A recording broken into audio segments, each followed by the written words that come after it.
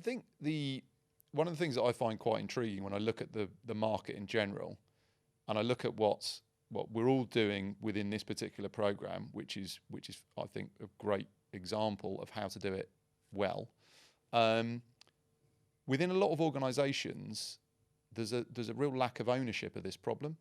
If you look at the way that services procurement, so talking about statement of work engagements, lump that up to the next level higher, it is the procurement of services. It's all different types of services that could sit in different procurement categories. So within a lot of organisations, you have different category managers. Are they owning it? Is any one of those category managers or kind of like a category director going to own it? Maybe, maybe not. Does it sit within procurement excellence? Is it the CPO's problem? The CFO is certainly going to be interested because there's a lot of money going through this type of spend. But I feel like in some organisations, some end organisations, that is potentially a bit of a problem of no one's actually owning the problem. And it also reflects in the fact that the nuances of services procurement, where you're trying to make the intangibles tangible, effectively, of the wide variety of services, the fact that they can change, they're hard to define, by their nature they're very hard to measure if you don't capture that information. I feel like there's a lack of kind of standardised industry information or standardised industry qualification around how services should be managed. Whereas you look at lots of other areas of procurement, it's very well kind of stratified and structured. I feel like services procurement is amorphous in a lot of organisations. Yeah, I would agree with that. And really it relies on the hiring manager. Well, how can you control a hiring manager? Because he says, I need this person and I need that organisation to do this work for me. And a category manager is going to go, oh, he's going to have to bow to that, isn't he?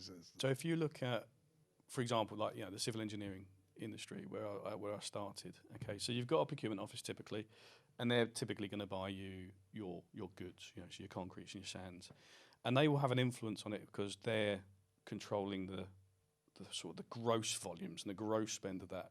So this year we've spent £1 million with you, and therefore we want a rebate and we want a reduction next year because we forecast we're going to spend more. And for services and subcontractors and whatnot, what's usually the way that it's managed is on a localised level by a quantity surveyor, or whatever else. So they're on a project. Project requires, like you said, something to happen. They'll go and speak to 3 people that they know or whatever. Best price or best quality wins, gets the work, and that's it. That's they get a subcontract order, work gets delivered, invoice gets paid or whatnot, and that's the way it goes. And I think procurement traditionally have always said, "Oh, okay, fine. We've got our own things to be getting on with." So I don't think procurement's really ever been invited into that conversation, or certainly wanted to come and take a look at it. Really. So, like you said about the CFO and the spend, is that if you look at the pie chart, procurement could probably put claim to a third or maybe 2/3 of the overall business corporate spend, but then there's going to be this great big gap here that's done at a localised level.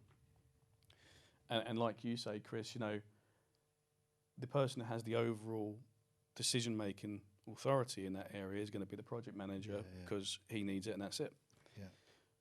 But I think what we have done with Xivio is, because all the data now goes through Xivio, and that's the great thing about the seamless transition into it, is we've not changed that. So QSs and project managers are still procuring services via the traditional method. It just all goes through Xivio now.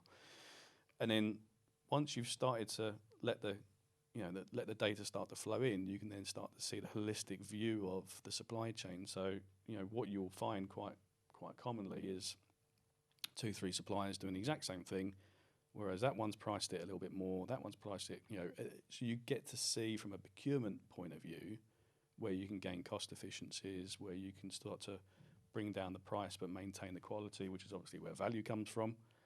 And that's when procurement can start to influence service procurement.